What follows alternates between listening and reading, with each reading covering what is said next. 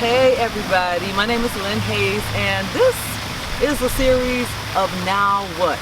Do you know those moments when you may have lost your job? Now what?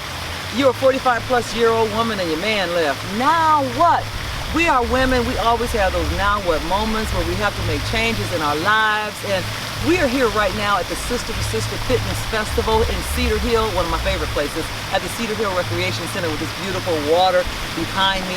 We're going to talk to women about now what moments and just talk about how to get back on track. You know, I had a moment, I guess 10 years ago when I got fired from my job, and I'm like, now what? And I just bought a house, new car, all of that, and it's all about reinventing yourself and just trying new things. So we're gonna move around, talk to some people, and now what? What now? All of that. All right, I'm Lynne Haze, and of course, this is a now what moment. I'm very excited. Look at this woman right here. This woman has done it all. Kym Whitley, how are you? Fantastic. Now listen, you've done all kinds of television, comedian, you've done it all. And what this segment is about is those now what moments. You know, say you get fired from your job, now what? You lose a reality series, now what? How was that when you had the reality series and people were like in your home and following you around? How did that feel? You asked a whole lot of questions at one time. Right. Okay, so let's say this.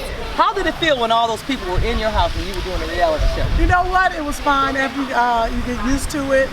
Having people in the house, the crew became like, you know, family. Wall and family. So it wasn't invasive? No, because I got so many people in my house all the time. Oh, okay. It was just some extra people. It was just some extra people doing your thing. Well, you've like done it all. So when it was over, did you have a now what moment where you said, okay, now what am I gonna do? Or did you just go back to what you do with comedy? Well, I think, you know, you always have a now what moment. In this business, it's always now what. I think if you don't have dreams and aspirations, you'll never say now what. You're just sitting there. Yeah. I think now what should be in everybody's life. Exactly. Yeah. Exactly. Now what, you know, needs to be the name of my comedy special. Oh, well, hey, okay. You know, now what? It's always, you know, I think one thing, I came in this business as a hustler because that's what you have to do. Now what? What's the next gig? So I stay humble. I never think that I've made it. I never think that this is it. Because I think God always has something bigger and better for me. No matter what it is, you know. It might be like, okay, you did this, now you got an Oscar, you got this and that. It's always now what. Everyone is always now what. You know, then I'd be like, you know what, I think I'm going to run for the mayor of Cleveland. You know, you always. Cleveland! Oh, no! Where I'm from. Okay. I'm from Buffalo. I'm just tripping. Oh, Lord, that's okay. You got your nerve. I know. But now let's talk about the book, because this is the Delusion of Cinderella. Now, I saw that this woman, you know, was a together woman, and then she loses it over this guy. Is that no? Yeah, well, I named it the Delusion of Cinderella because as girls were always raised to believe in fairy tales, that a man's going to come on a horse, white horse, and pick us up, and everything's going to be great in life. And that's why I call it the Delusion of Cinderella, because this young lady thought that love was supposed to be one way, and it turns out that her heart was broken, and love is just not. That's the way it goes. You know, that kind of thing. And I wrote it because, you know, a lot of celebrities write self-help books and things that help people.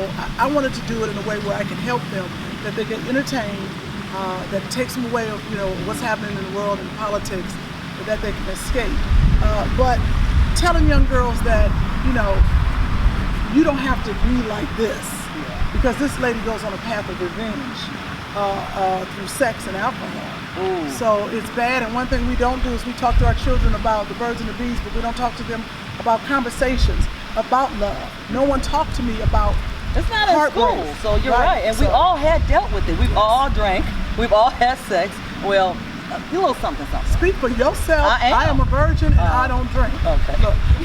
Look, I've seen your movies. Today. Those are characters. Okay, I'm just checking. I'm an actress. I'm trying to get it out. Yes, you are, and a good one too.